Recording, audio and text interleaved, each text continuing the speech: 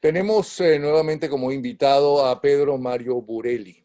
Él es asesor financiero, él vive en Washington, él como analista político está en los mejores medios, no sé si eso es bueno o malo decirlo últimamente, como invitado, y además conoce la política en los Estados Unidos y también en Venezuela.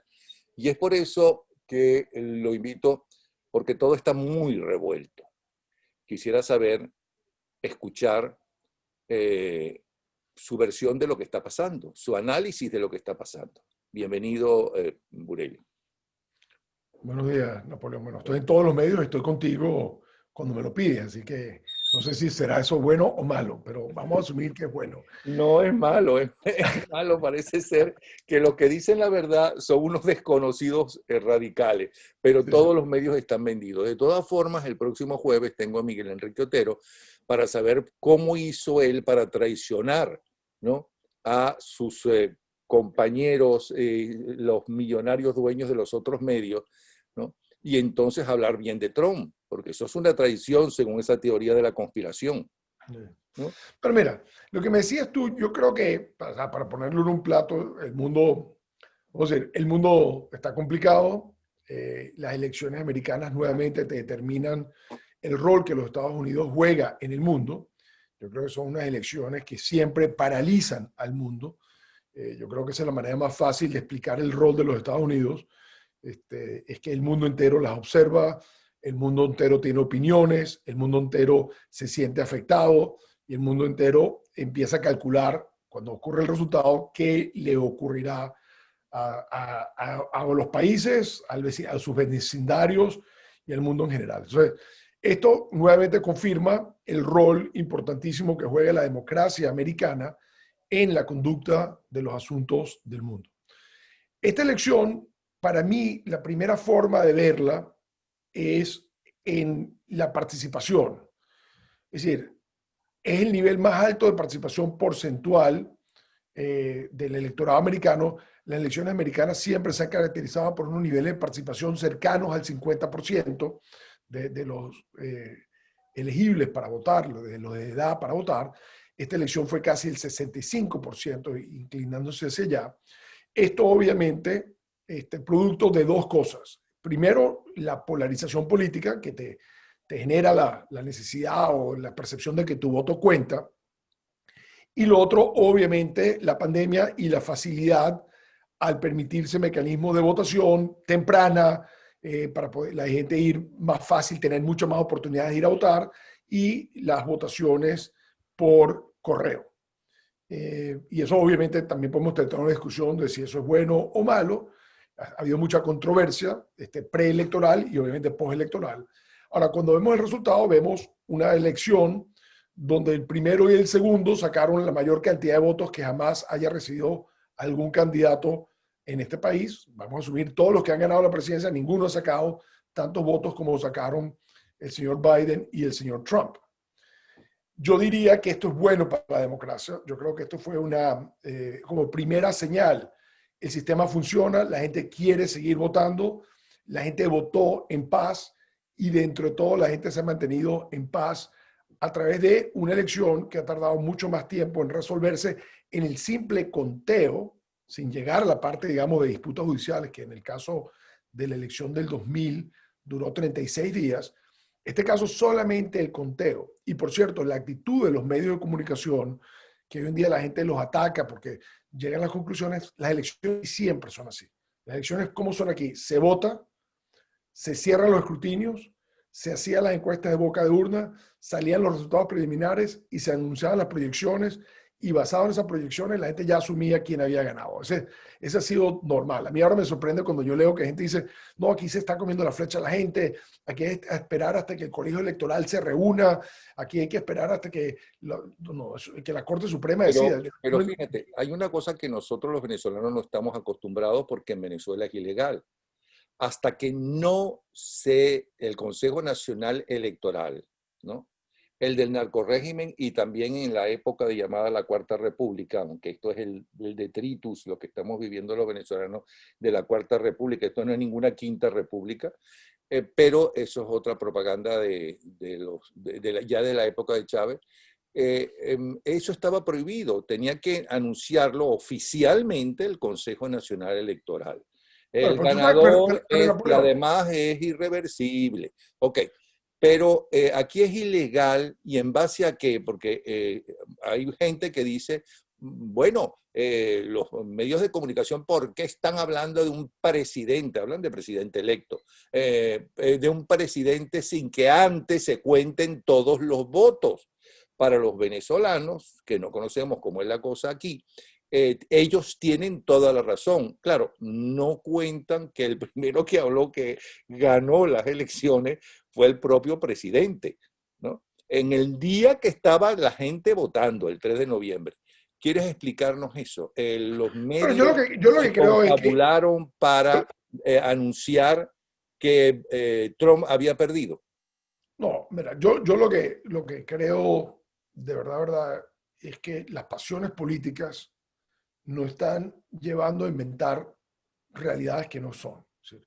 Aquí la práctica siempre tradicional y en Venezuela también, o sea, al final del día, en la noche, lo que sea, ya se sabe quién es el ganador, la gente celebra, el perdedor concede, puede que tarde un día más, pero aquí se tardó muchísimo tiempo el conteo y fíjate que si tú hubieras hecho la decisión y los medios hubieran se acelerado, hubieran dicho ganó Trump. Uno se podía haber acostado en la noche de las elecciones diciendo que las tendencias en los estados que estaban por decidirse, si se sumaban todos a las tendencias que llevaba, le daría a Trump como ganador. Y en un proceso muy, muy lento de conteo, que fueron explicando en cada circunscripción por qué era lento, se fue revirtiendo esas tendencias y llegaste a otro resultado que tardó del martes de la elección hasta el sábado que lo anuncian. Ese anuncio de un hecho noticioso, de una tendencia, vamos a decir, bastante clara, en Estados Unidos no hay un organismo federal electoral, hay organismos estadales que van a ir certificando, todos tienen su fecha distinta. Recordemos una cosa muy importante, todos hablan de la elección de los Estados Unidos, en realidad son 50 elecciones en los Estados Unidos, con sistemas distintos, reglas distintos, autoridades distintas, maquinaria distinta, tarjetones distintos. O sea, aquí son, o sea, parte de la gracia del sistema federal americano es que te genera este caos. También te evita que haya un fraude masivo, porque obviamente para que haya un fraude masivo tendrías que concatenar a diferentes autoridades que a veces hasta dentro de un estado te cambian de distrito a distrito y por lo tanto es muy difícil y en todos los análisis de las Pero elecciones pasadas. perdona, pero según entiendo de Trump, si hubo un fraude masivo en contra de él. ¿Cómo se pusieron de acuerdo para hacer ese fraude masivo que él ganó las elecciones, pero entonces está impugnando papeletas en Bueno, diferentes... yo lo que, mira, Napoleón, yo creo que el sistema americano, el sistema jurídico americano, también tiene la ventaja del que tenga un caso, tiene un tribunal donde presentar el caso. Y aquí vas a empezar tú en tribunales locales, distritales, tribunales estadales y cortes de apelación federales y eventualmente vas a terminar en la Corte Suprema si prospera algún caso. O sea, aquí existe ese recurso. Ahora, ese recurso se puede usar o abusar. Y lo que no hemos visto todavía y lo que la gente está esperando es, perfecto, señor presidente, perfecto, presente usted su evidencia y vamos a ver cómo circula eso por el proceso. Y yo no descarto, ¿ok? Vamos a hacer teóricamente una explicación. Yo no descarto que tú presentes una evidencia que sumado las irregularidades que tuviste en 4 estados obliguen a una revisión total y descubras, mira, en efecto estos estados se fueron para el otro lado y cuando suman los votos resulta que tienes un resultado electoral distinto. O sea, desde el punto de vista teórico, desde el punto de vista práctico, desde el punto de vista de la evidencia, uno presume que si tú quieres parar muy rápidamente la presunción de triunfo de una persona, tú pones por delante la evidencia más fuerte que tú tienes. Y dice, mira, la evidencia que yo tengo es esta, está documentada de esta forma, tiene un proceso jurídico más largo, pero yo estoy presentando por delante cuál va a ser el caso que yo voy a hacer. Lo que está ocurriendo es que estas evidencias surgen así, las tiran, pero ninguna parece tener sustento y sobre todo lo que no parece es tener la cuantía que te puede revertir el resultado electoral. Ah, pero entonces Entonces, hay casos ya comprobados de que hicieron trampa. No, yo no creo que haya sido trampa. En todas las elecciones hay irregularidad. Entonces tú planteas la irregularidad. Recuérdate una cosa aquí también. Aquí hubo muchísimas acciones judiciales previas a la elección. Mucho de lo que Trump trató de enfrentar con el tema de las reglas que cada uno de estos estados hacen, de cuándo empiezan a contar, hasta cuándo son válidos, cuando te llega por correo, cuándo te llega, si es válido que tú le mandes a la gente la cosa para votar sin que lo pidan. Muchas de estas cuestiones jurídicas del procedimiento general ya fueron sujetos de acciones judiciales. ¿Okay? Y aquí se votó el 3 de noviembre con muchísimas decisiones judiciales previas, que habían sido situaciones en que la administración, o la campaña de Donald Trump había llevado casos judiciales cuestionando la ley de Pensilvania, cuestionando cómo se hacía en Michigan, cuestionando cómo se hacía. Ya nosotros llegamos previo. O sea, si tú te pones a sumar todos los casos jurídicos previos a la elección, ya esta pelea viene desde antes, jurídicamente. Entonces, sobre los juzgados... La pregunta que hago, digamos que no es Trump, digamos que es el gobernador de un estado demócrata. Aquí que supuestamente esto es una democracia y los poderes son independientes, ese gobernador demócrata puede hacer que se haga una trampa masiva, porque aquí es que no son 1 millón y 2 millones de personas, ¿ok? Las que votan, que pueda lograr una trampa masiva en su estado, por ejemplo, Pensilvania, que es tan importante para el número de delegados que van a ser. Él puede lograr eso y si puede lograrlo, ¿cómo lo ha logrado?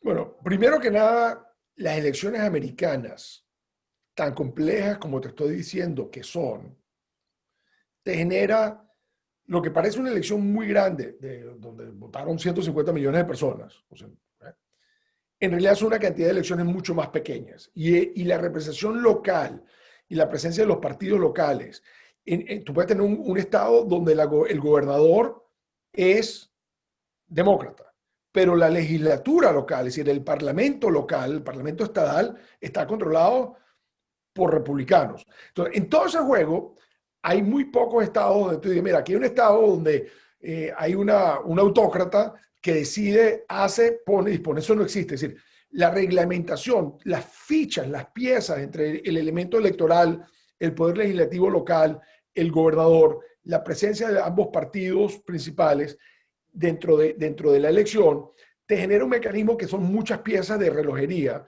para tú poder hacer algo masivo. Y lo que creo que tú siempre encuentras es pequeñas irregularidades. O el sistema electoral te falla, o las máquinas tienen un problema, pero si la máquina tiene un problema, por lo general no es un problema en todas las máquinas, es una máquina que te falló por algo. Entonces, ratificas en esos centros electorales, en ese distrito. Yo creo que la percepción de fraude masivo en este país no existe, nadie lo ha alegado, no creo. Tú puedes decir, el fraude lo puedes decir desde un tema político grande. No, es que aquí no debería haber voto por correo. Bueno, el presidente vota por correo. Aquí siempre ha habido el concepto de lo que llaman el absentee ballot, que es la persona que estando registrado en un estado, circunstancialmente está en otro y no pierde su derecho a votar, no cambia su jurisdicción de votar, su inscripción, y vota a distancia. El presidente Trump utiliza ese mecanismo.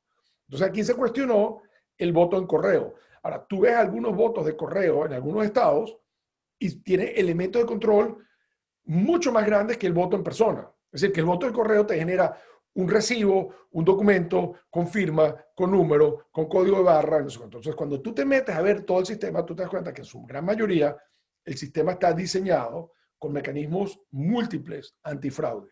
Por lo cual, lo que tú puedes tener es irregularidades, pero fraude masivo es muy difícil que el sistema te genere fraude masivo. Okay. Y de hecho...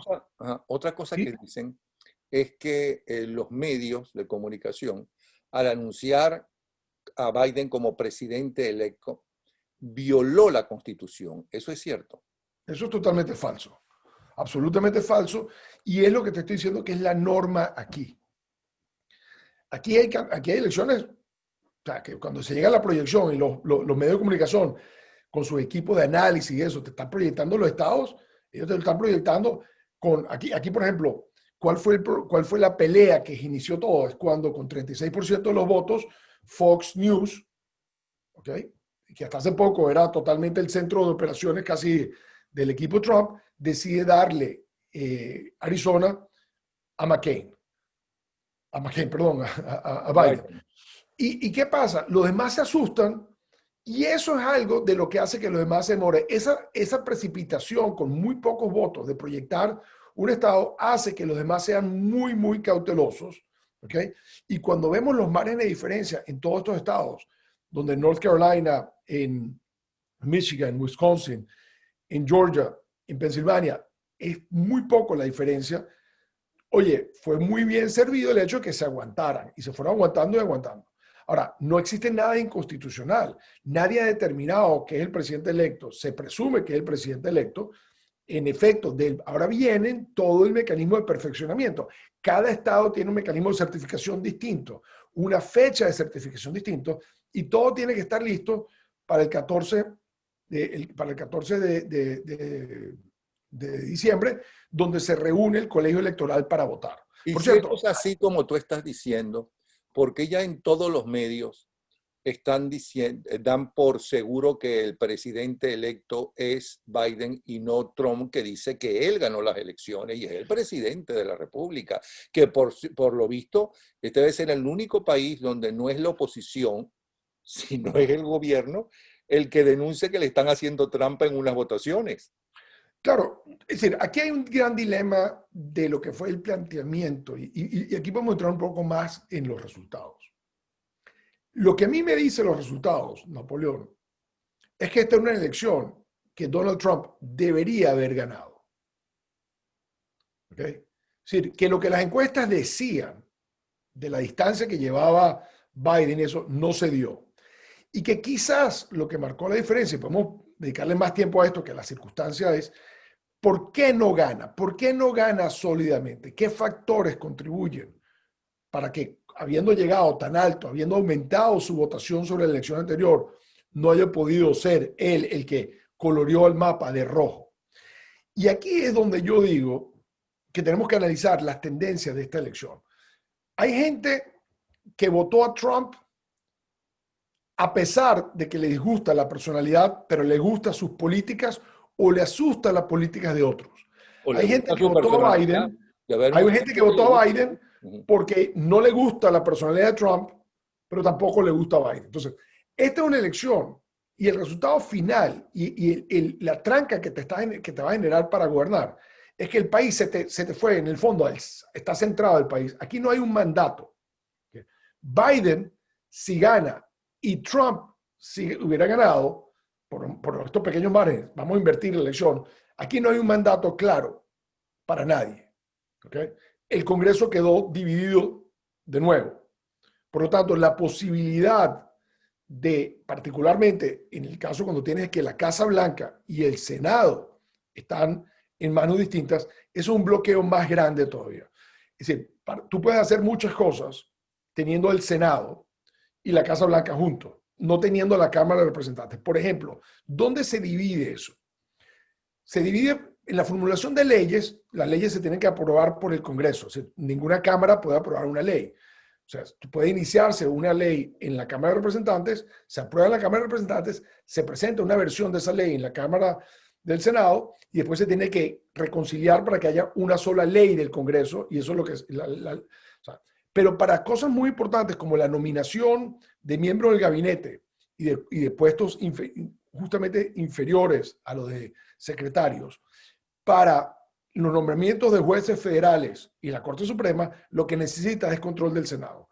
Por eso es que Trump, aunque no tenía el control de la Cámara de Representantes, fue muy efectivo en conseguir todos los nombramientos que él quería que pasaran por el Congreso, es decir, por el Senado, pudo tener el equipo que él quería. Ahora, ¿qué le pasa ahorita? ¿Cuál es el dilema que tiene Biden si gana? Pero espérate un El no instante, tener el Senado. espérate un instante. Yo puedo titular entonces a, ¿dónde está mi lupa de los 40?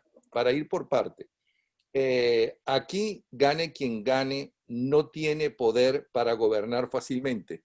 No, es decir, lo que el electorado decidió, lo que el electorado obviamente decidió es algo que no le dice a alguien, yo tengo un mandato para hacer lo que me da la gana. No, el señor Biden, si ganó la presidencia, y se confirma que ganó la presidencia, y perdió el Senado, va a tener que entrar en una negociación para que el Senado apruebe a su gabinete, porque el Senado tiene que aprobar a los nombramientos de los secretarios.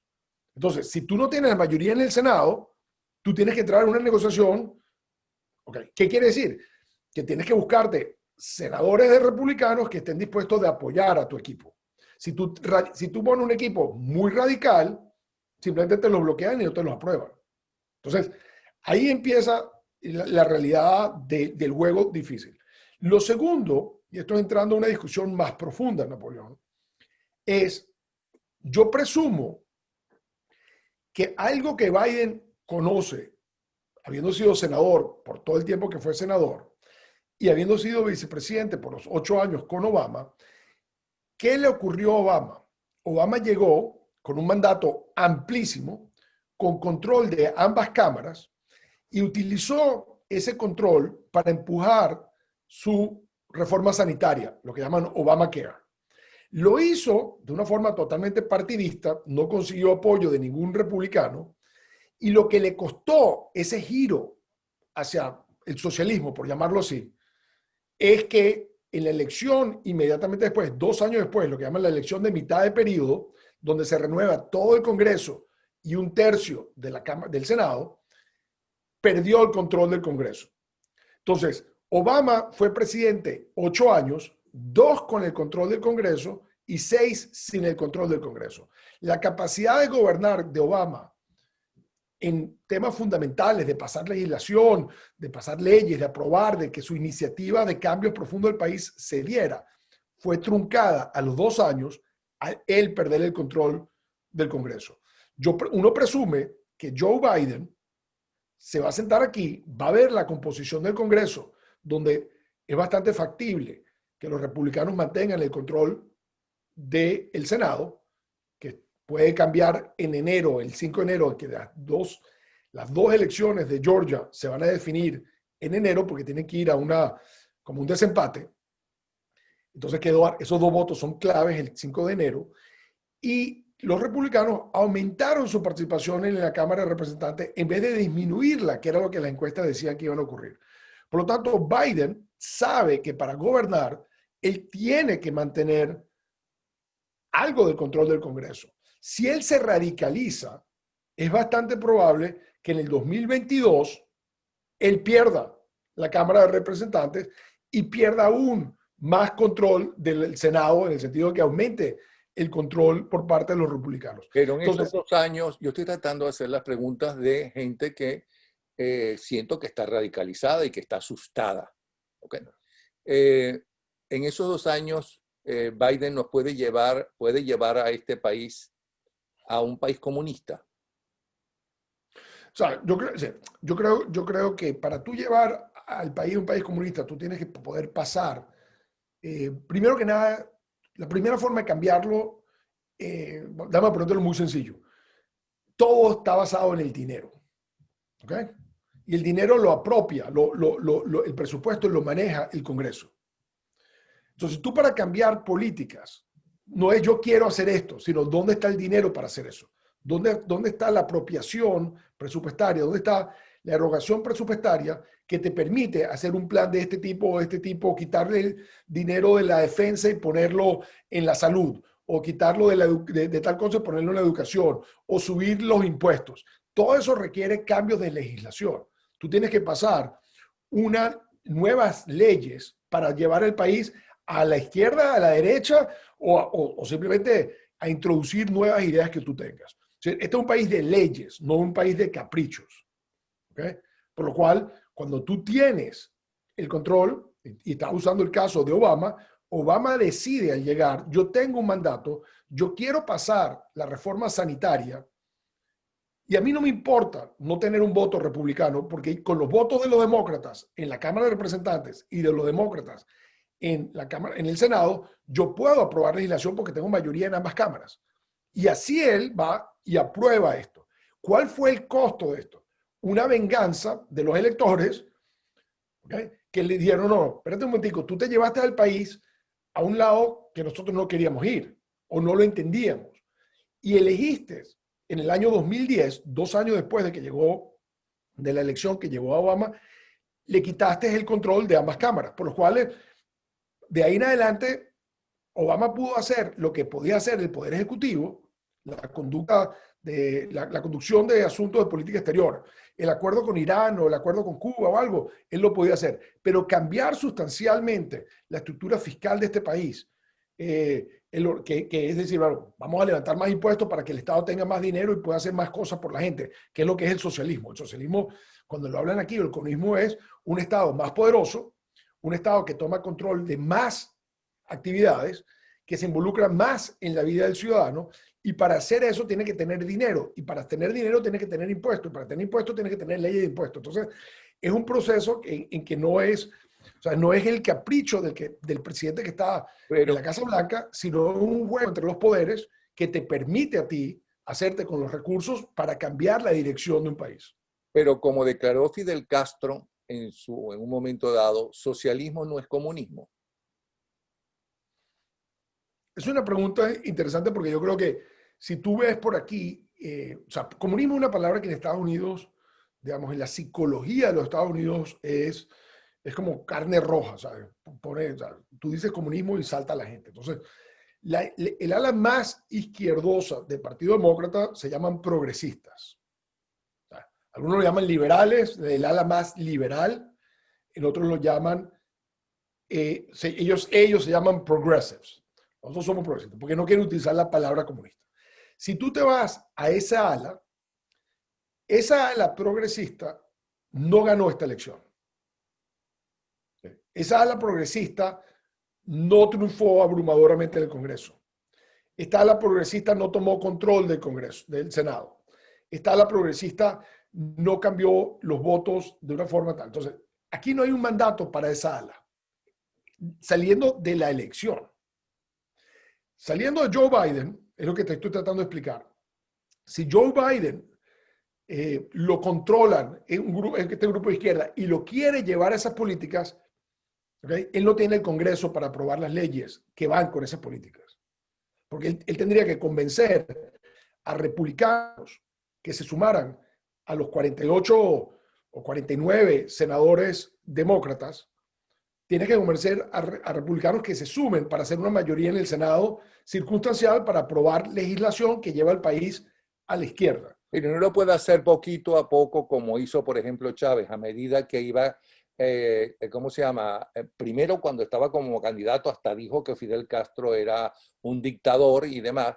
Luego, cuando gana, en las primeras semanas dice lo de la isla de la fantasía, no, el mar de la felicidad, y a medida que iba agarrando poder, ¿no? Se iba desenmascarando hasta que se convierte en un dictador y un amante de Fidel Castro. Sí, pero es que ponte a ver los pasos. ¿Sabes? Los pasos es que él llega con un mandato regular, pero después viene todo el tema de la constituyente, esa sube y empieza un proceso de manipulación. Y cuando llega el 2005 y la oposición decide no ir a la elección y no pelear el triunfo más grande que tuvieron, porque llamas a que la gente se abstenga, la gente se abstiene, es un triunfo y decretas derrota. En vez de decir, ganó la abstención. Entonces, ese tribunal, esa asamblea del 2005 al 2010, que la oposición le regala, no por abstenerse, sino por no haber declarado victoria a la abstención y forzar una nueva elección, esa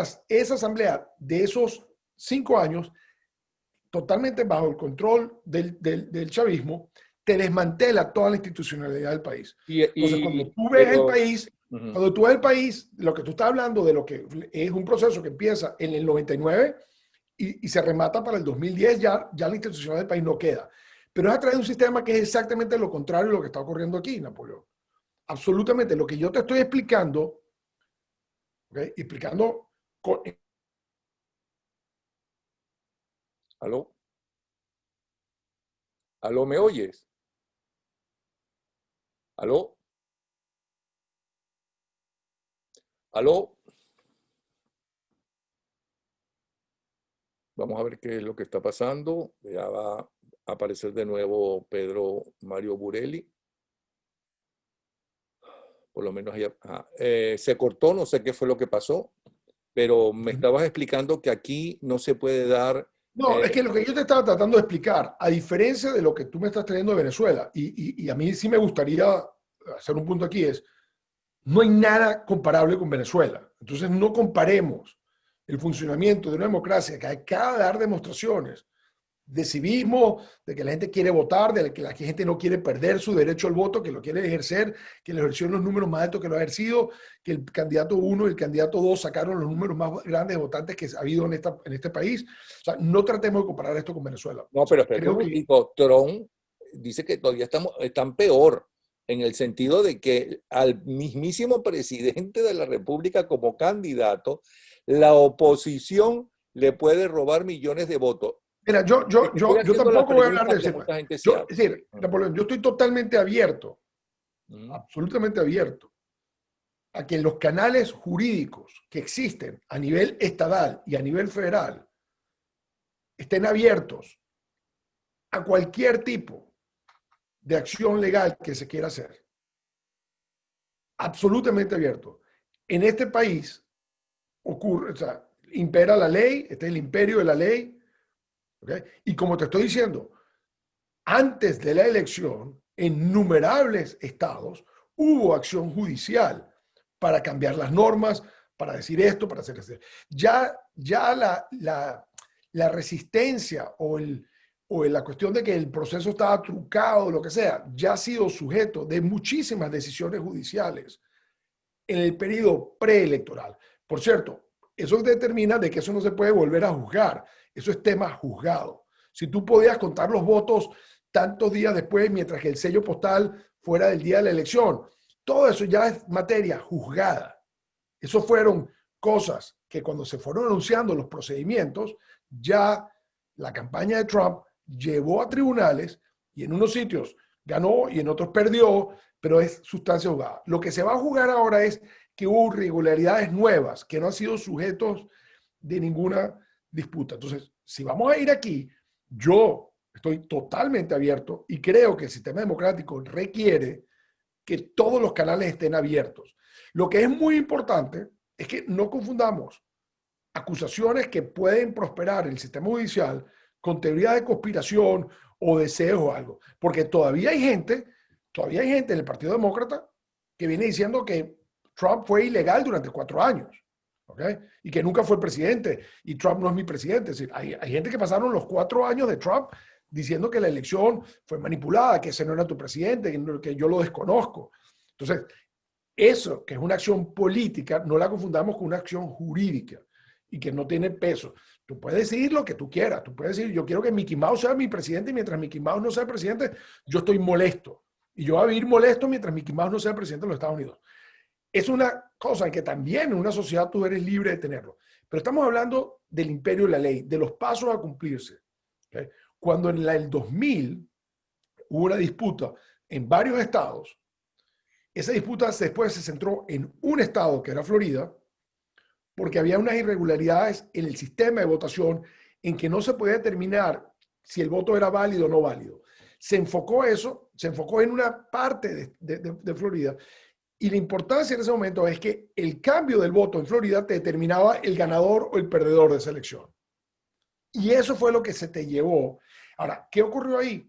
Que ambos bandos, de la forma más civilizada, yo acababa de llegar a Estados Unidos y me recuerdo haber visto y sorprenderme cómo la sociedad, cómo la campaña de George W. Bush y la campaña de Al Gore tomaron los mejores abogados que podían conseguir y empezaron un proceso absolutamente disciplinado de recorrer el camino para adelante y para atrás en el sistema judicial. Apruebo, llego para atrás, sigo llego para atrás porque pasaba de una corte a otra corte, una corte de apelación, regresabas, volvías, hasta que terminó esto finalmente teniendo que ser resuelto por la Corte Suprema, que tomó una determinación e inmediatamente tomó la determinación por muy pocos números de votos, se decidió la presidencia ahí y ambos aceptaron esa resolución. Eso te habla profundamente, primero, del sistema americano. Habló en ese momento de la integridad de ambos candidatos, ¿okay? Que ambos pelearon con buena lid, se buscaron a los mejores abogados para pelear y argumentar su lado, y cuando se resolvió, se aceptó. Entonces, ahorita estamos al principio de este proceso. Vamos a ver, ¿okay?, si en el proceso que va, la evidencia es correcta. Y eso. Ahora, lo que tenemos que separar es el procedimiento judicial de la molestia política y la molestia individual de gente que siente que el resultado le es adverso a su candidato, a su ideología, a su preferencia. Aquí hay que separarlo. Lo que separa 20 años de cómo se comportó la ciudadanía, cómo se comportaron, son las redes sociales, que magnifican la voz de gente que lo que está expresando es su opinión, pero esa opinión no tiene asidero en un proceso político, en un proceso constitucional, en un proceso jurídico. Lo que tiene asidero es la evidencia. Entonces, si se presenta la evidencia, eso se va a discutir. Me imagino que si tú vas a decir que hubo un problema, las autoridades electorales de la circunscripción en que se está cuestionando tendrán que defender, ¿okay?, se resolverá en un tribunal y ahí se ve si se muere el caso ahí o si se va y se apela. Entonces va a un jurado de apelación. Y si ahí se tranca, entonces ahí es que te elevas a la última instancia, que es la Corte Suprema. Pero esto es un tema fundamentalmente jurídico que tiene que recorrer su camino y que no necesariamente te va a revertir el sentido de la elección. ¿Okay? Ahora, ¿por qué la gente dice ganó Biden? Porque analizando todas las irregularidades que pudiera haber, hay suficiente margen de maniobra que si en un estado se revertiera el margen, de todos modos no cambia el resultado de la elección, cambia el resultado de esa elección. Y cuando tú... De la elección de ese estado, sí, sí. Exacto, cuando un tú país registres... independiente. Es decir, cuando tú registres para la historia cuál fue el resultado de Georgia, no es el resultado que hubo antier, sino el resultado que sale de toda una revisión que se haga de Georgia, donde se está de paso haciendo un reconteo. Vamos a decir que es el reconteo que manda la ley. Cuando la diferencia es muy baja, hay un reconteo automático. Ahí puede salir un número distinto al primero que se anunció, porque en el reconteo siempre te puede aparecer unos números bailados. Ahora, vamos a decir que pierdes Georgia y Georgia pasa de ser un estado azul a ser un estado rojo. ¿Sí? O sea, de demócrata a republicano. A republicano.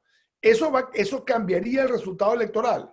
No, eso lo cambiaría el resultado electoral de Georgia. Para el récord histórico, el resultado de Georgia es el que se terminó o cuando el reconteo termina o cuando a través de unos challenges se invalidan unos votos o se validan otros, como sea el caso. Entonces, eso es el final. Pero la percepción es que el margen de estados de votos electorales que hay son eso. Después hay otra idea que es rarísima, de que es que los que votan hay que esperar hasta que el voto electoral. Hay decisión reciente de la Corte Suprema que reafirma una doctrina de lo que llama el elector fiel.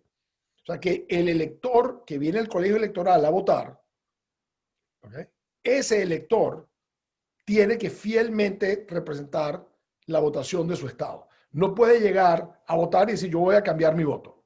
Entonces, ya eso fue un tema inclusive en que se reafirmó la doctrina del elector fiel. Por lo tanto, la idea que tú puedes cambiar el resultado electoral... Pero te vamos a aclarar que tú estás hablando ya no de ti ni de mí, sino del elector que se ha designado que exactamente. En diciembre es la cosa. El 14 de diciembre. Ajá. Tienen ahora que reunirse todos para que se oficialice de alguna forma, exacto, por parte de los colegios electorales de todo quién es el ganador. Exactamente. Porque tú tienes, o sea, por la representación en el Congreso, aquí tú tienes dos senadores por cada estado, por lo cual tienes 100. Tienes 435 diputados, por lo tanto, si sumas congresantes, tienes 535.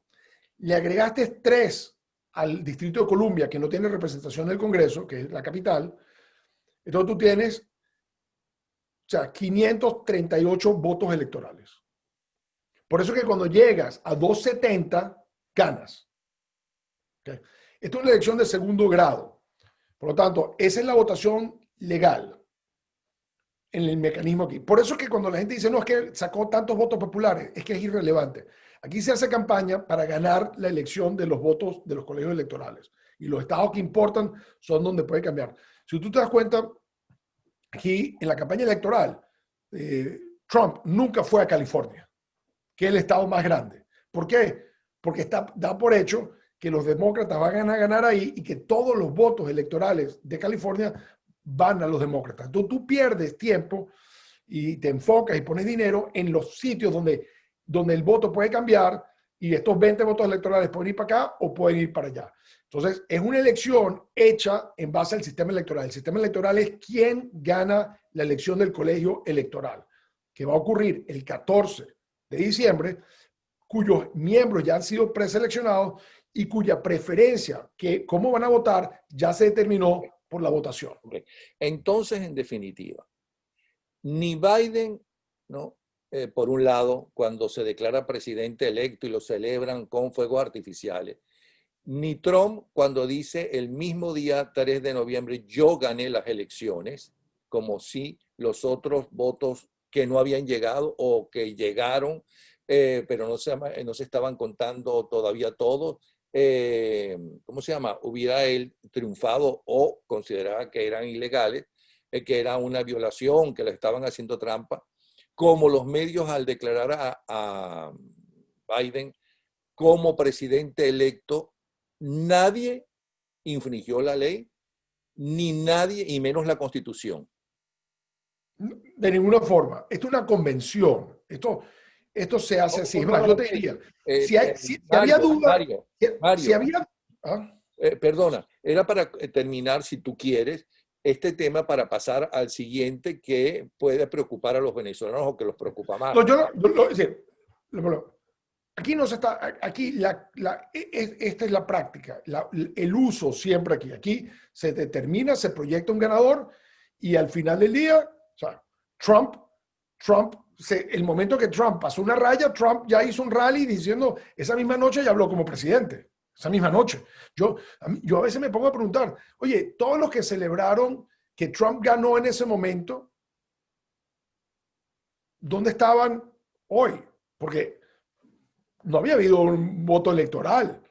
Los demócratas hasta las 9 de la noche pensaron que Hillary Clinton había ganado. Estaban traumatizados. Y como te digo, algunos nunca superaron el trauma y han pasado 4 años diciendo de que hubo trampa, de que este no era su presidente, etcétera, etcétera. Pero ¿dónde estaban cuando en la misma noche de la elección, tarde en la noche, apareció Trump con su familia como presidente electo? Y abajo decía President-elect Donald Trump en la televisión, en el cintillo. ¿Dónde estaba? Esa es la norma aquí. Lo que sí creo, y yo creo que donde sí se equivocó Trump, es decir, en los votos contados, porque él está cuestionando hasta el sistema electoral de Pensilvania, de cuándo se votan, hasta cuándo se votan, porque dice son votos ilegales. Eso es materia que ya fue discutida y ya hay decisión jurídica sobre los plazos y los tiempos que determinaron las autoridades electorales de recepción de esto. ¿Okay? Como te digo, hay estados que tienen mucha práctica con votos en correo. De hecho, hay 4 o 5 estados que solamente se vota por correo. Únicamente se está votando por correo. Porque son estados con muy poca población y habilitar y que la gente se tenga que mover a votar un problema. Entonces pasaron los sistemas y son países, son estados, creo que Idaho, South Dakota, North Dakota, que siempre han estado con votos. Por la pandemia, obviamente recibimos una cantidad de votos adelantados. Y como estoy diciendo, votos donde la gente estaba votando en presencia muchos días antes del día electoral, que esto aquí no se había dado. Entonces, el sistema electoral se adaptó de muchos modos a la pandemia. Entonces, Trump ataca a los que él piensa que no les conviene, pero no ataca a otros que le puede haber convenido. Él llama a su gente a no votar por correo, entonces le sorprende que la gente que vota por correo, la mayoría son demócratas, a quien la gente le está, no vaya a votar, utilice el sistema por correo porque desde el punto de vista del virus es mejor no estar en una cola. Entonces, si tú le dices a tus seguidores que no voten por correo, es obvio que el porcentaje de gente que votó por correo sean de Biden era bastante probable. Entonces, cuando estás contando los votos de correo, era obvio que un porcentaje más alto debe ser porque Biden estaba diciendo a la gente utilicen el mecanismo porque es más seguro. Ahora, pensar que hay una conspiración, que el voto de correo es una conspiración, yo creo que eso niega y eso no existe ninguna evidencia que el voto de correo con los múltiples elementos de chequeo que le están poniendo es más inseguro que el voto presencial. De hecho, como dije anteriormente, el elemento de la prueba que queda, el documento que te queda aquí para validar el voto, tiene mucho más elementos de prueba que cuando tú vas y votas y tocas un botón en una máquina y te sales. Aquí tienes una cosa con tu firma, con tus datos, con tu dirección, con un código de barra, tienes una cantidad de elementos y te quedó la huella de papel, porque tú no estás votando ese voto te está quedando. Entonces, por eso es que te digo, la percepción de decir, no, yo gané como un hecho cumplido, yo creo, digamos, que es más atrevido lo que hizo él a Biden, que se esperó para que todos los analistas, todos los medios vieran las tendencias en todos los estados y calcularan, aquí se te puede revertir 2 estados y todavía no cambia el resultado.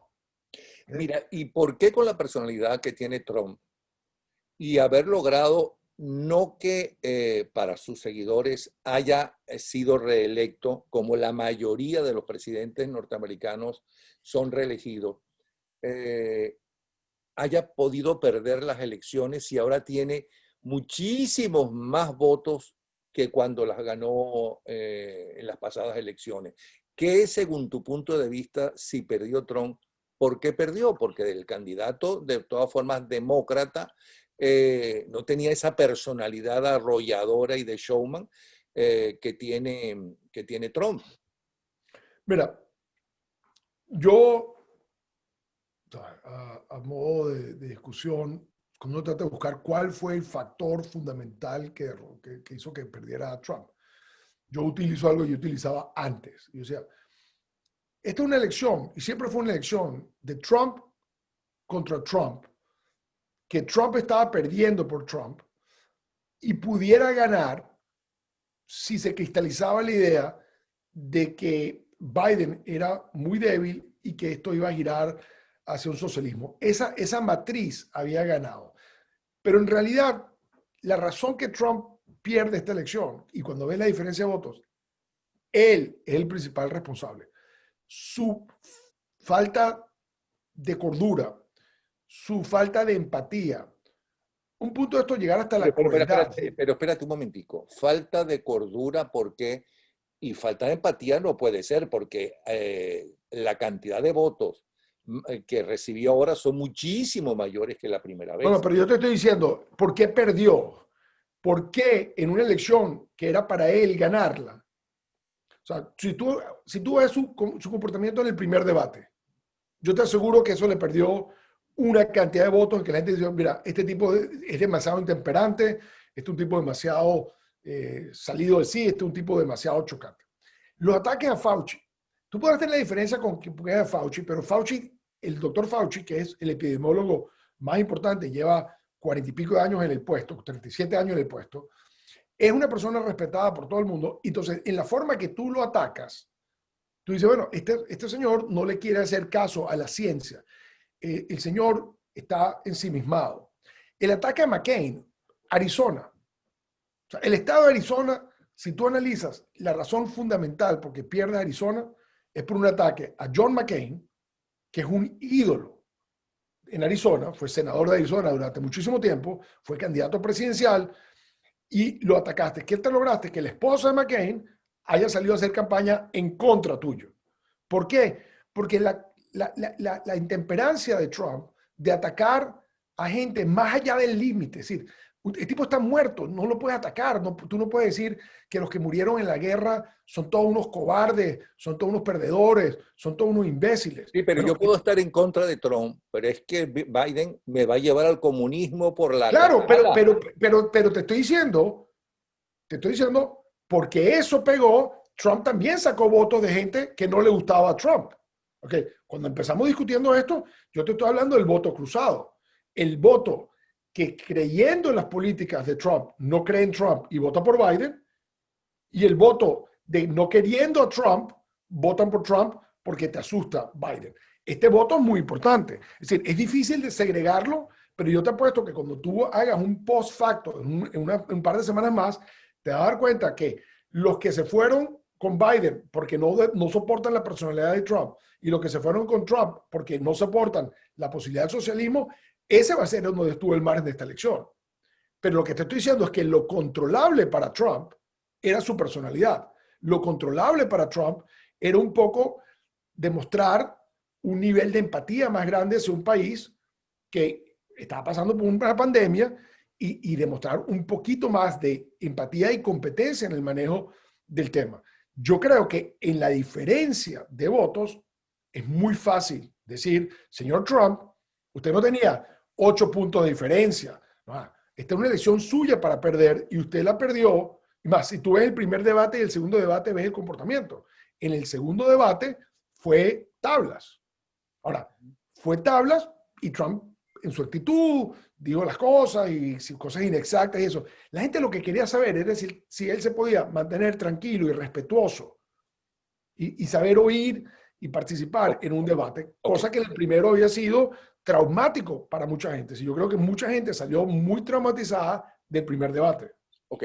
Este cambio de gobierno, si ya se oficializa que Trump es el presidente, sí, para no herir susceptibilidades, no. Si Trump es el presidente, si Biden es el presidente, ¿en qué crees que va a cambiar la posición del gobierno norteamericano, que es no solamente Biden y Kamala, sino también el Congreso, senadores y diputados, porque estamos hablando de política exterior y de una mayor o menor enfrentamiento al narcorrégimen venezolano? Mira, para empezar, lo que te iba a decir, Biden, la carrera de Biden en el Senado fue en el Comité de Política Exterior, digamos. Eso fue él fue una figura presente y fue presidente de la Comisión de Política Exterior. Lo primero que tenemos que ver es en la escogencia, si se confirma el 5 de enero con estas dos elecciones de desempate en Georgia, que el control del Congreso está en el Partido Republicano, los candidatos que él manda para los puestos claves en el Departamento de Estado, ¿okay?, son gente que tiene que ser aprobados por los republicanos. Él no tendría los votos para aprobar su gabinete sin. Yo presumo que a quienes van a mandar son gente del establishment relativamente conocidos. Aquí no hay sorpresas, aquí no va a haber un giro a la izquierda, porque tienes que pasar por la aprobación del Senado. Entonces, el equipo, que es lo primero, yo creo que va a ser un equipo de gente conocida. Primer tema. Pero segundo tema. Te contesto eso. Pero con Obama hubo un giro a la izquierda. ¿En dónde? Frente a Cuba, por ejemplo. Claro, o sea, fíjate que el giro a la izquierda con respecto a Cuba fue muy interesante. Ellos deciden hacer un giro basado en dos temas que están evaluando cuál es la reacción del americano hacia Cuba. Nosotros estamos viendo el tema de Cuba, como lo hemos visto como latinos. Primero, ¿cuál es el peso del tema de Cuba? Lo manejaban los cubanoamericanos en el sur de Florida. Y después, cuando entra nuestra tragedia, nosotros somos solidarios porque somos víctimas del sistema cubano que está tomando posiciones en Venezuela y jalando los hilos del poder en Venezuela. Para el americano, el tema de Cuba es irrelevante. El norteamericano, el momento en que los misiles soviéticos salieron en octubre, después de la crisis de los misiles en el 62, dejó de ser importante Cuba. A pesar de que tengan terror al comunismo. Y que aquí en Estados Unidos, es decir, en Estados Unidos, Cuba es una irrelevancia. En lo que nosotros vemos, inclusive, el rol de Cuba en Naciones Unidas, fastidiando a los Estados Unidos, creando una coalición de países, victimizándose y utilizándose la victimización para potenciar el grupo de los no alineados, el grupo de los 77, todo eso. El ciudadano americano no lo ve como un riesgo a su seguridad nacional. Cuando Obama hace lo de Cuba, ellos se dan cuenta que ese cambio de giro a Cuba es muy popular en Estados Unidos y mucho más popular de lo que la gente hubiera creído entre los cubanoamericanos. Y a cada medida y a cada paso que iban dando, ellos estaban haciendo testeos. Y el viaje de Obama a La Habana, la orientación fundamental de Obama en ese viaje era terminar de ganar más apoyo y que fue en marzo del 16, con las elecciones del 16 a final en noviembre, ellos querían impactar el peso que el voto cubano-americano tenía en Florida y asegurar que Florida fuese demócrata. Ellos estaban calibrando todo el tiempo el comportamiento del cubano-americano con respecto a la apertura a Cuba. Y en cada paso que iban dando, se iban dando cuenta que los cubano-americanos, sobre todo los jóvenes, decían, bueno, quizás hay que probar una política nueva, vamos a dar un chance, qué interesante, qué oportunidades tenemos nosotros de ver allá. No lo estaban viendo desde el punto de vista de democracia, de más nada, sino, oye, no me estoy reencontrando con el país de mis abuelos o el país de mis padres, qué interesante. Y eso lo estaban midiendo y calibrando perfectamente bien. De hecho, como hablamos un día en un programa tuyo, el discurso que Obama dio en La Habana era un discurso cuya audiencia fundamental eran los cubanoamericanos de Miami. Y a la gente cubanoamericana de Miami le encantó ese discurso, porque básicamente le dijo todo lo que había que decirle al régimen cubano y se lo dijo en el Teatro Nacional de Cuba a mediodía, traducido perfectamente al castellano por intérpretes.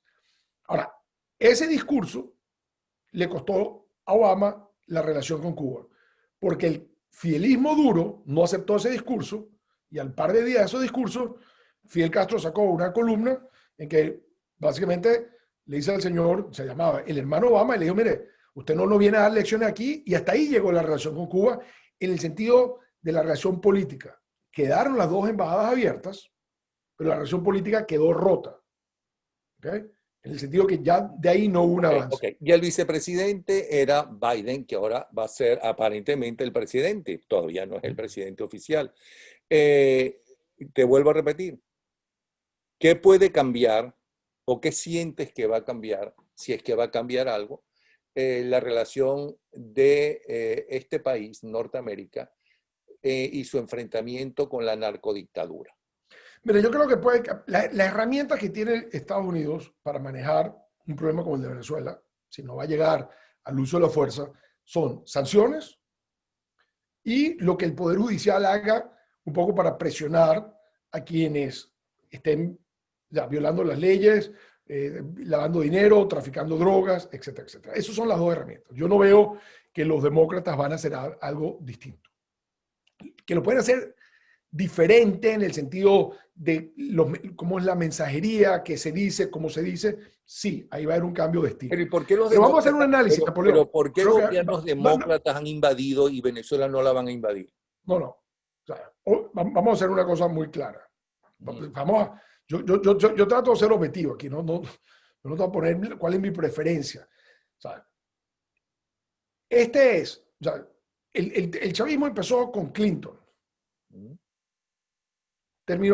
Siguió con Bush, pasó con Obama, pasó a Trump y ahora es factible que terminemos con Biden. Es decir, esto no es la primera vez que hay un cambio de régimen. Okay. Y la situación de Venezuela ha ido subiendo. Yo no dudo que si hubiera ganado Hillary, la cosa hubiera subido, porque en la medida que el tema en Venezuela va agarrando un cariz cada vez más claro de dictadura, de tiranía, de narcodictadura, de todo eso, la respuesta se va adaptando a esa respuesta. Es decir, la administración Biden va a llegar a heredar un problema, ¿okay?, que cambió desde que ellos dejaron la presidencia en enero del 2017. Ahora, vamos a analizar qué habían hecho ellos en los últimos periodos. La Asamblea Nacional, ¿okay?, que es la que está en cuestión, porque lo primero que tenemos encima es la elección de una Asamblea Nacional, una elección írrita, falsa, que trata de eliminar a la Asamblea Nacional con una nueva, producto de una elección que nadie va a reconocer, ni siquiera la administración nueva, no van a reconocer esa elección. Vamos a analizar cómo se dio la elección del 2015. Ah, interesante. En el 2015 estaba Obama en la presidencia y Biden en la vicepresidencia. ¿Qué papel jugaron ellos en que Maduro no se burlara de la fecha de la elección y que la elección diera el resultado que dio? Bueno, yo sí estoy dispuesto a darle el crédito a la administración Obama, que lo pide de paso. De nosotros fuimos los que apoyamos para que hubiera una elección y se diera la elección y después poner presión a través de muchos mecanismos para que esos votos se contaran y todo. Entonces, esta Asamblea Nacional que Maduro está tratando de liquidar con una elección fraudulenta es hija de decisiones que tomó la administración Obama, que es bastante curioso. Entonces, sería bastante inconsecuente por parte de Biden decir, una asamblea por la que nosotros luchamos, ahora la van a eliminar a través de una elección fraudulenta. No, nosotros tenemos que defender esa asamblea. Primer punto. Segundo, Juan Guaidó. Juan Guaidó es el resultado natural de que tú elegiste en el 2015 una mayoría de la oposición y es una solución constitucional. Juan Guaidó no está ahí porque es el niño más bonito, el más popular, es porque es el presidente de la Asamblea Nacional y la Constitución dice que en un vacío del poder, el presidente de la Asamblea Nacional. Si tú, como demócrata, te estás llevando los créditos por la elección del 2015, tú tienes que ser consecuente que el elemento que sigue de esa decisión que tomaste en el 2015 es apoyar hoy a la Asamblea Nacional legítima, al presidente de la Asamblea Nacional y a lo que la Constitución de Venezuela dice. Entonces, del punto de vista de lógica política, yo dudo que la administración Biden vaya a decir, nosotros nos vamos a sentar a bailar con Maduro, vamos a desconocer a la Asamblea Nacional legítima y vamos a desconocer a Guaidó. Eso no va a ocurrir. Y como prueba de eso, tú tienes lo que ocurrió aquí cuando a principios de febrero estuvo el presidente Guaidó y el único tema por el cual demócratas y republicanos aplaudieron, tema de política, en que separaron ambas bancadas en la sesión, en el discurso del Estado de la Unión, fue cuando dijo el presidente, aquí está el señor Guaidó. La señora Pelosi, que estaba en ese momento liderizando el proceso para enjuiciar al presidente, se paró más rápido que nadie, porque ella, al tener el discurso en la mano, ella se dio cuenta que venía un párrafo que decía que Guaidó estaba, y al verlo ella, a lo más, ahora, ¿qué ocurre? Al día siguiente, Guaidó visita al presidente de la oficina Oval y pasa 2 horas con el presidente de la oficina Oval. Al día después, va y se reúne con la señora Pelosi, la jefa de la bancada opositora, en su oficina del Capitolio.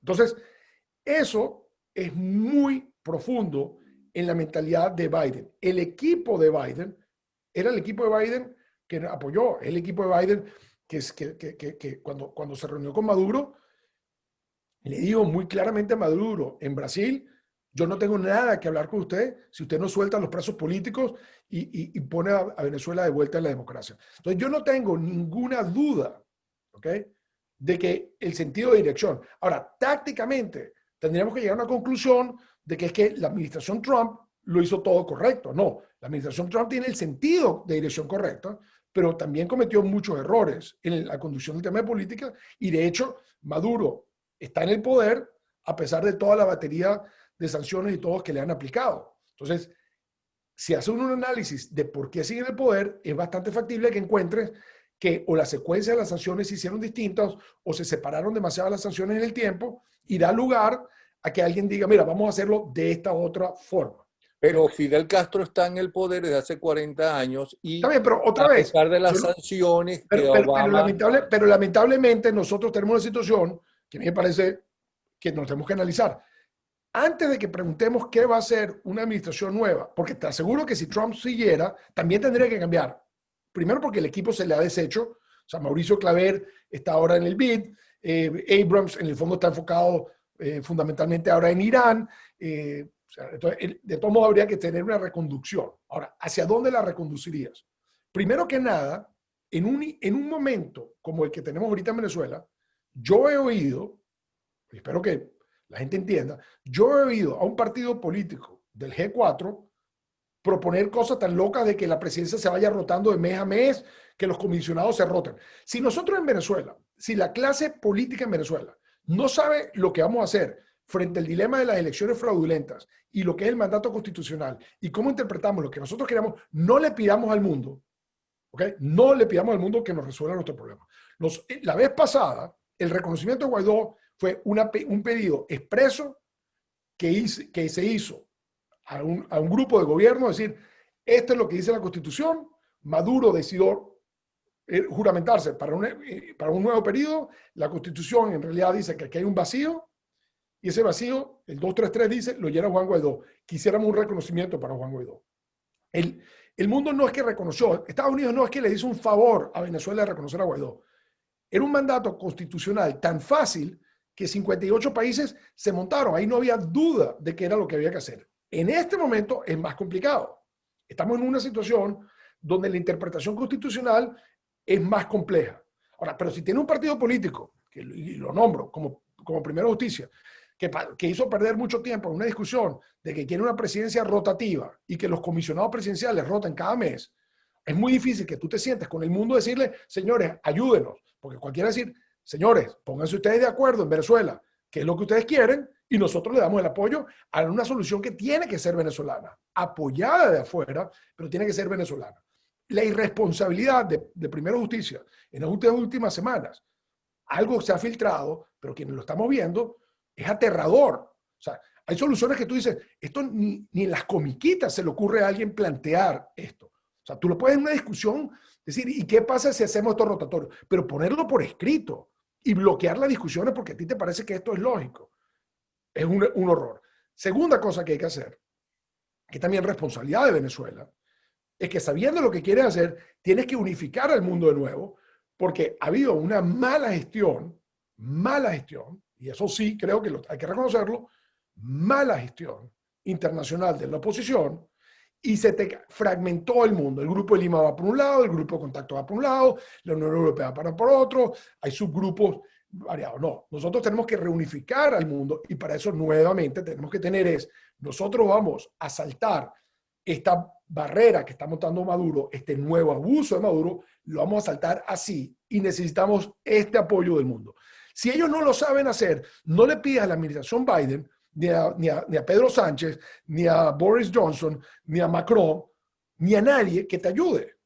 ¿Okay? Este sí es un momento, y lo puedo decir yo, que vi muy de cerca cómo se hizo la carpintería para el reconocimiento de Guaidó. O sea, es simplemente poner en una página, esto es lo que nosotros vamos a hacer. Esto es lo que la Constitución dice, esto es lo que vamos a hacer, vamos a invocar el artículo 233, el 333, y necesitamos el apoyo de ustedes. Ahora, ¿qué hacen los gobiernos? Se sientan con sus departamentos jurídicos, las cancillerías, las embajadas en Venezuela, consultan con abogados constitucionalistas y dicen, esto que está planteando la oposición tiene sentido, corresponde a la normativa constitucional de este país. Sí, vamos a apoyarlo. Entonces, este es el dilema ahorita, Napoleón. No perdamos tiempo que si Biden cambia o no Biden cambia. Si tú tienes dentro de Venezuela todavía a un tipo como Capriles, tratando de dividir, tratando de acabar con Guaidó, tratando de acabar con Leopoldo, tratando de no sé cuánto, entonces los demócratas que llegan con Biden tendrán dos juegos, tendrán ante ellos dos posibilidades. ¿Vamos para acá o no vamos para acá?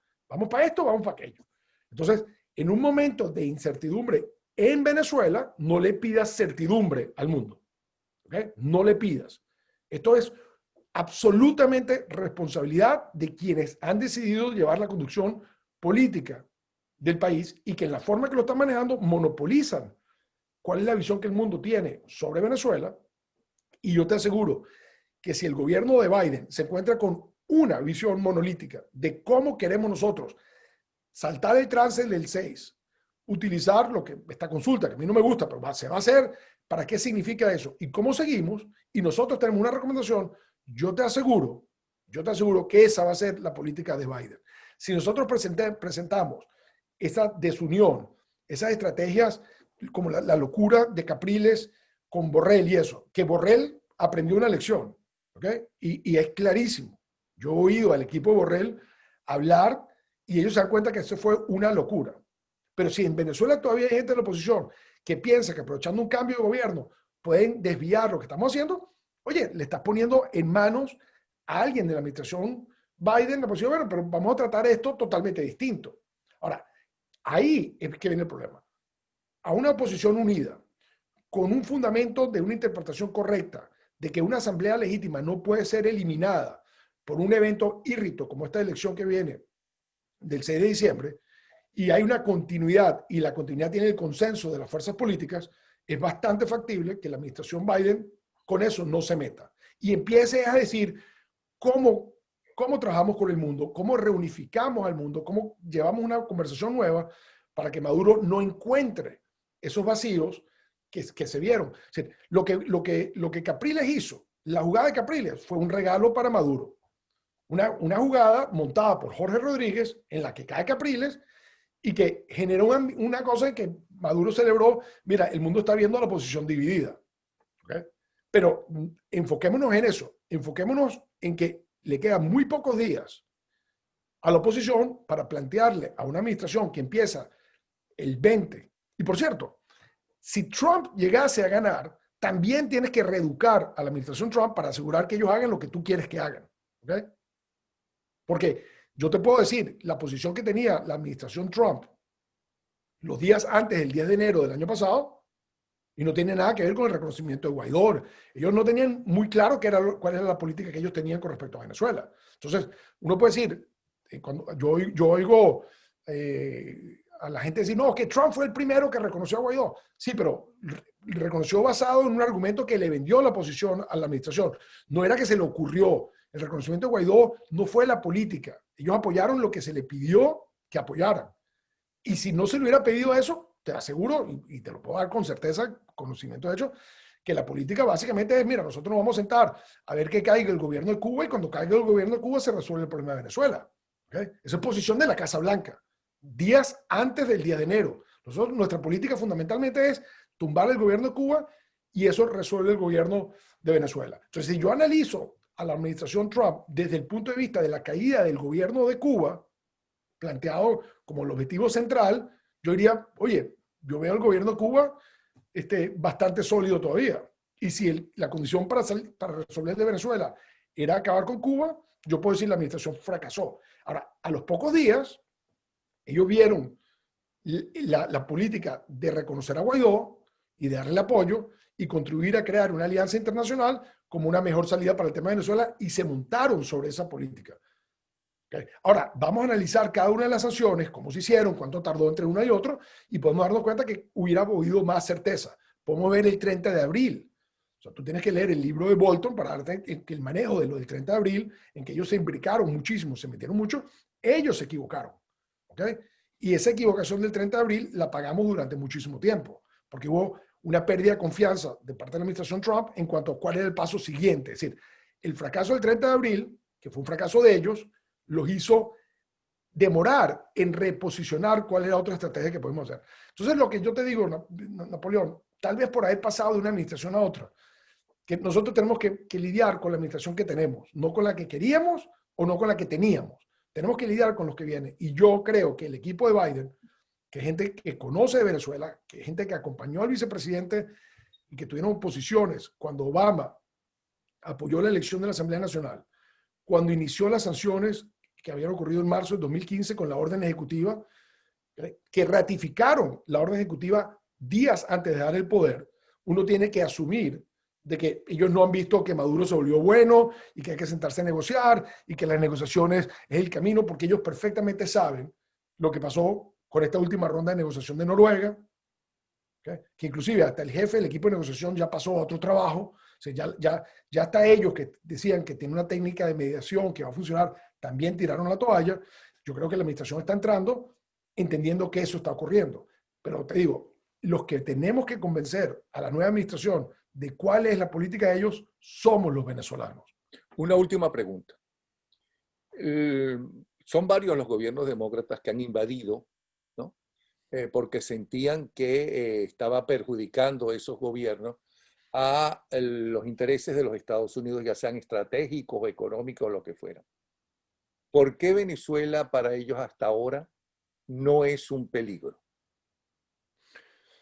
Mira, lo que es la definición de un peligro para la seguridad nacional real, en el sentido de que la existencia o la seguridad de los Estados Unidos está en juego, siempre, y lo viste en el caso de Irak, y lo ves en las negociaciones con Corea y el tema de Irán, la guerra nuclear y la capacidad de proyectar, tú puedes tener armas nucleares en Pyongyang, en la capital de Corea del Norte, o en cualquier parte de Corea del Norte. Eso no importaría. Es la capacidad de proyectar, es la capacidad de poner una cabeza nuclear en un proyectil que te puede llegar a Estados Unidos, lo que hace que sea. Entonces son las dos cosas. No es capacidad nuclear, sino la capacidad de que eso te llegue y toque el territorio o toque los intereses de tus aliados. ¿Y unos misiles en Falcón? Es que ese ya lo jugaron. O sea, esta pelea ya la jugaron hace mucho tiempo. Ya un grupo de republicanos en la administración Obama trató y fueron al Senado y presentaron fotos diciendo que había misiles de alcance medio en Paraguaná, ¿ok? Y eso demostró ser totalmente falso. Entonces, lo que hay que tener mucho cuidado, muchísimo cuidado, extremo cuidado, es presumir de que una denuncia, o sea, yo te aseguro, y te lo aseguro completamente, aquí hay 17 agencias de inteligencia en los Estados Unidos. 17. ¿Sí? La CIA es la que todo el mundo habla, pero hay el Defense Intelligence Agency, el National Security Agency, existe el Geospatial Intelligence Agency. La atención, una de las cosas que hizo Trump, que no se ve, es enfocar los recursos. El mundo es muy grande y los recursos son limitados. Cuando tú dices, un país es importante, una crisis es importante, déjame enfocar los recursos para saber lo que está pasando. Si en el momento en que haya un misil de medio alcance siendo instalado en alguna parte en Venezuela, eso no te lo va a denunciar el presidente de Colombia. Eso te lo va a denunciar el presidente de los Estados Unidos, ¿okay? O el secretario de Defensa. Ellos están viendo al país de una forma tal de que estas extrapolaciones, esto ya está ocurriendo, aquí viene, tú no lo vas a llevar a eso. Tú no vas a poderlos convencer de algo porque ellos tienen los ojos y los oídos de sus aparatos de espionaje, inteligencia, satelitales, muy montados sobre un país como Venezuela, porque sí saben que es un problema potencial. El momento en que tú descubras que hay una instalación de misiles de medio alcance que pueden llegar a Miami o a Jacksonville o a Atlanta, la discusión cambia. Pero tú como ciudadano americano, tú vas a oír esa discusión. Tú vas a aprenderte en la televisión y tú vas a oír al congresante del estado de Wisconsin hablándote de eso, y el de Colorado hablándote de eso, porque está protegiendo al territorio nacional. Esa discusión no es una discusión de pasillo escondita, es una discusión amplia. La invasión a Irak, cuya presunción era que habían armas de destrucción masiva que tenía Saddam, fue una discusión totalmente abierta. Es decir, nadie se puede haber sorprendido de la invasión porque, o sea, fueron meses y meses de preparación de esa invasión basada en una cosa. Ahora, ¿qué le puede pasar a Biden? La salida de Gaddafi ocurrió estando en la administración Obama. Entraron y con una alianza que empezó por Europa, se sumaron los americanos, se sumó la OTAN y se le puso presión, se apoyó a los rebeldes que estaban luchando contra Gaddafi y Gaddafi salió. ¿Cuál es la situación de Libia hoy? El caos. El caos. Entonces, el concepto de sacar algo sin tener con qué sustituirlo y darle la estructura también hace que el último experimento de cambio de régimen salió mal. Si te vas al penúltimo, es Irak. Y si te vas al antepenúltimo, es Afganistán. Si te vas a Siria, puedes llegar a la conclusión de qué pasa cuando no actúas. Cuando la administración Obama puso unas líneas rojas, digo, si el dictador Assad utiliza armas químicas contra su gente, esa es la raya roja. La cruzó, utilizó armas químicas contra su gente y la administración no hizo nada. El costo político para Obama en su proyección como líder del mundo, una de las rayas de las X que él tiene al lado de su nombre es de haberse puesto a prometer una cosa y no haber cumplido. ¿Okay? En el caso de Trump, la gente dirá, usted dijo que todas las opciones están sobre la mesa y al final nos dimos cuenta que una cantidad no estaban sobre la mesa, en el caso de Venezuela. Entonces, creo que es muy importante en esta transición enfocarnos en que tú no vas a convencer a la administración Biden de que Irán tiene misiles. Ellos tienen agencia de inteligencia que le están diciendo si hay los misiles o no hay los misiles. Y eso lo están diciendo no porque sea republicano o demócrata, sino porque lo están viendo y lo están observando. Si los Estados Unidos no va a abrir un flanco, y yo creo que el mismo Irán, por eso es que cuando Duque dice, no, es que están comprando misiles, Irán se ríe y Venezuela se ríe, pues dice, espérate un momentico, eso lo va a anunciar el señor Duque. No lo anuncia Pompeo, no lo anuncia el secretario Esper, el secretario de Defensa. Porque si de verdad existiera el riesgo real, no la narrativa que tú quieres montar, sino que definitivamente la alianza entre Irán o entre China o Rusia se vuelve una alianza militar, yo creo que en ese momento cambia. Ahora, la pregunta más importante es, la situación de hoy puede que no sea un riesgo, pero la situación a la medida que evoluciona se puede volver un riesgo. Y esa es la dinámica importante. Porque la Venezuela de hoy no es la Venezuela del 99, ni la Venezuela del 2005, ni la Venezuela del movimiento estudiantil del 2007, ni la del 2015. Venezuela viene en una evolución permanente en que cada vez es más problemático, cada vez más riesgoso, cada vez el impacto del desgobierno, la fragmentación del gobierno, la criminalización del Estado está teniendo más efecto en la región. Y por lo tanto, cada vez más estás afectando los intereses de Estados Unidos. Si bien no al punto que tú lo dices, del riesgo físico de un misil, pero sí está afectando los intereses de un país como Colombia, que ha sido un gran aliado reciente, digamos, las últimas 2 décadas de los Estados Unidos. Estás contribuyendo a un caos en una región que tiene todo tipo de efectos nocivos, que te puede generar un problema migratorio muy grande. Entonces, claro, Venezuela lo que te ha demostrado al pasar el tiempo es que si te vas equivocando, no vas haciendo nada, que puede ser un poco la acumulación de todos estos gobiernos desde Clinton para acá, que siempre han estado un poco detrás de los eventos, nunca se han anticipado, Venezuela se ha convertido en una crisis más grande. Se va a convertir en una crisis que le dice a los americanos, tenemos que utilizar nuestras tropas, tenemos que arriesgar las vidas de nuestros soldados y tenemos que comprometer nuestro tesoro, es decir, nuestro capital económico para rescatar este país, sí o no. Esa discusión no se está dando en los Estados Unidos. Esa discusión no se da en un gobierno, esa discusión se da en un país. Ok. Bueno, muchísimas gracias. Bien interesante todo lo que nos has dicho, como siempre. Ojalá consigamos 2 o 3 como tú, ¿no? Para orientarnos mejor. Ok. De verdad que Muchas muchísimas gracias. gracias, Pedro Mario Burelli. Espérate, déjame Muy ver bien. que estoy entrando en el siglo XXI con el Zoom. A ver si lo hice bien. Sí, hemos grabado. Un abrazo, Pedro. ¿Te Hasta luego. gustó? ¿Te pareció bien? Me pareció muy bien.